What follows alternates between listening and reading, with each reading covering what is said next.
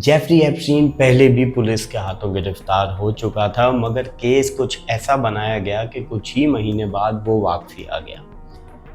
Next time यानी दूसरी बार जब वो गिरफ्तार हुआ तो वो न्यू जर्सी एयरपोर्ट से गिरफ्तार हुआ। इस बार उसे सज़ा हुई और सिर्फ 1 महीने के बाद ही उसने जेल में खुदकुशी कर ली।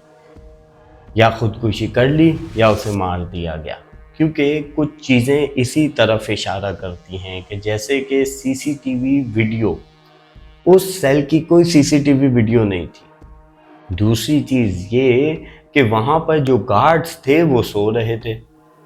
तो ऐसी चीज़ों से ये साबित होता है कि ये सब प्लांटेड था, उसे मरवाया गया। क्यों? क्योंकि टाइमिंग परफेक्ट थी।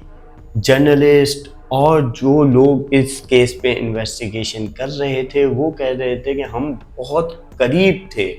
अब सब चीज़ें अनकवर होने ही वाली थी कि ये सब कुछ हो गया, यानी एप्स्टीन ने खुदकुशी कर ली।